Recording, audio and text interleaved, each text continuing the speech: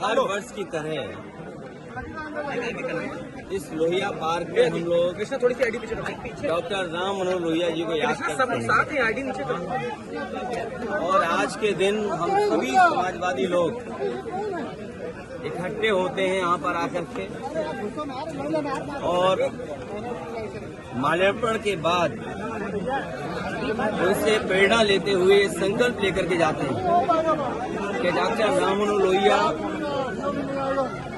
लोकनायक जयप्रकाश नारायण जी और नेताजी और बड़ी संख्या में समाजवादी नेताओं ने जो सपना देखा था कि भारत समाजवादी देश बने, समाजवादी व्यवस्था से देश चले, डॉक्टर राम लोहिया जी के संकल्पों पे, उनके आदर्शों पे, उनकी बताई हुई नीतियों पे, जिन्होंने ये सपना देखा था कि हर तरह का भेदभाव खत्म हो समाज के अंदर, चाहे जाति को लेकर के भेदभाव हो, भाई अखिलेश यादव की बाइट, जाति तोड़ों का आह्वान किया हो, या रीजनल स्तर पे जो भेदभाव होता है उसको लेकर के भी डॉक्टर राम लोहिया ने कहा कि इस तरह का कोई भेदभाव नहीं होना चाहिए।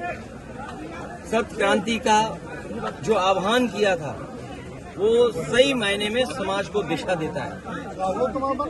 डॉक्टर राम मनोहर लोहिया को आज याद करते हुए हम संकल्प लेते हैं कि जो समाजवादी भारत का उन्होंने सपना देखा तो उस सपने को पूरा करेंगे।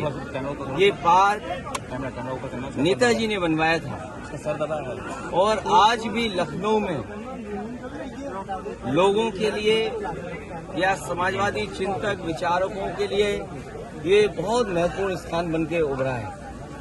इस स्थान पर सुबह से लेकर के शाम तक इस पार्क में लोग आते हैं और जब डॉक्टर राम मनोहर लोहिया के प्रतिमा के पास आते होंगे जरूर उनसे प्रेरणा लेकर के जाते होंगे।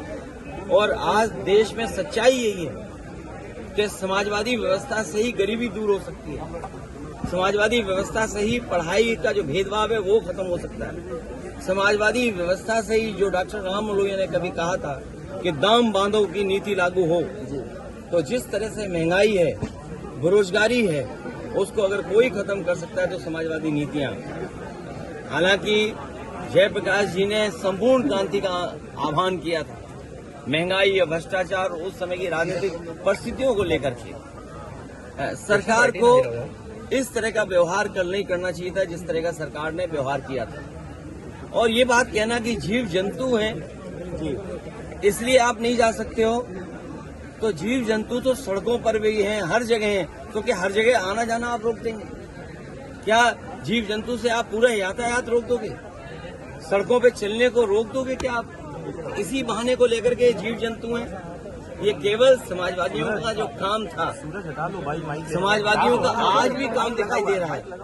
जयप्रकाश नारायण इंटरनेशनल सेंटर के सामने आज भी बीजेपी का विकास फीका है और उस ऊंचाई से देखो आप तो आप खुद महसूस करेंगे और उस बिल्डिंग को देखें कि आज के समय में भी वो सबसे मॉडर्न इंफ्रास्ट्रक्चर दिखाई देता है जो पब्लिक यूज के लिए थी। ये जो ओपन स्पेस आपको दिखाई दे रहा है, ये पार्क, ये समाजवादियों की देन है, चाहे आपका लोहिया पार्क हो, चाहे छोटे लोहिया जनेश्वर पार्क हो। अब तो ये सरकार रख रखाव भी नहीं कर पा रही है, तो सोचिए वो महापुरुषों का सम्मान क्या करेंगे। चेन्नई में सभी यूनियन टेरिटरीज में मदरसा बोर्ड बंद करना चाहिए और मदरसों की स्टेट फंडिंग रोक देनी चाहिए। देखिए, ये भेदभाव का देश सबका है, सबका देश है। संविधान, लोकतंत्र और खास संविधान हमें अधिकार देता है, तो संविधान से जो चीजें व्यवस्थाएं बनी हैं, हर संविधान से बनी हुई चीज को ये उलटना चाहते हैं। ये वो लोग हैं जो नफरत पे राजनीति करना चाहते हैं, ये वो लोग हैं जो भेदभाव पे राजनीति करना चाहते हैं, ये वो लोग हैं धर्म को, जातियों को लड़ा करके राजनीति करना चाहते हैं। लेकिन ये अपने कामयाब नहीं होंगे।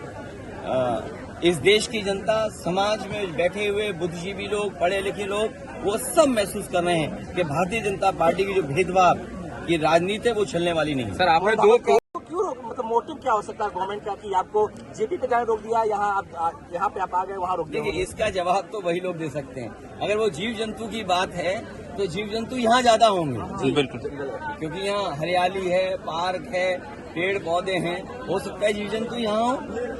ये केवल बहाना था अपनी नाकामी छिपाने के लिए, क्योंकि आज भी जेपीएनआईसी जो बिल्डिंग, जो स्मारक दिखाई देता है, वो भारतीय जनता पार्टी के हर विकास को फीका कर रहा है।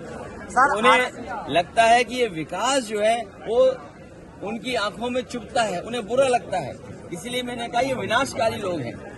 इनके भाव देखो विनाशकारी हैं, इनके काम करने के तरीके विनाशकारी हैं। आप सोचिए, जब आरोप लगा, ऑपरेशन लगा कि आपने एक की हत्या की है एनकाउंटर में, तो आप सोचिए हत्या को बैलेंस करने के लिए हत्या, इनसे बड़ा जातिवादी कौन हो सकता है।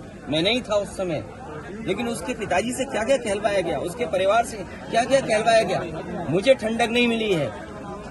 ठंडक मिली होगी तो इस प्रदेश के मुख्यमंत्री जी को ठंडक मिली होगी कि एक को मार करके दूसरे को मार करके बैलेंस करने की जो उन्होंने रणनीति अपनाई थी। ये तमाम वो चीजें हैं जो समाजवादी लोग कभी सोच भी नहीं सकते। किसी के साथ व्यवहार ऐसा समाजवादी लोग नहीं कर सकते। सर, एनसीपीसीआर ने एक रिपोर्ट और रेल मंत्रालय पर सवाल खड़े किए हैं कि लगातार इस तरह की घटनाएं होती जा रही हैं। देखिए, रेल मंत्रालय पे पहले भी बहुत उंगलियां उठी हैं।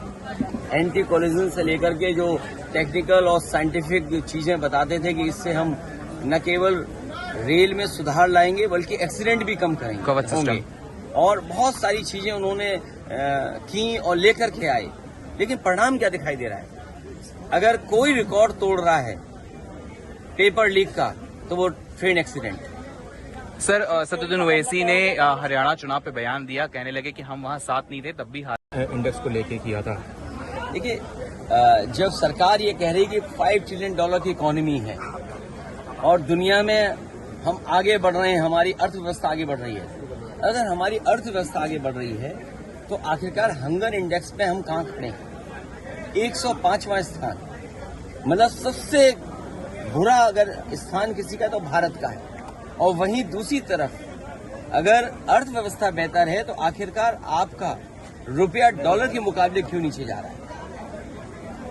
तो ये तो तमाम वो सवाल हैं जो सरकार को जवाब देना चाहिए। इनका भ्रष्टाचार, इनके महंगाई न रोकने की, और जो इन्वेस्टमेंट में जो सपने दिखाते हैं कि इन्वेस्टमेंट आएगा, ये तमाम वो नाकामी है जिसकी वजह से हंगर इंडेक्स में हम यहाँ पहुंच रहे हैं और हमारा रुपया भी लगातार नीचे जाता रहा है। तो यूपी बाई इलेक्शंस को लेकर जल्दी डेट अनाउंस होने वाली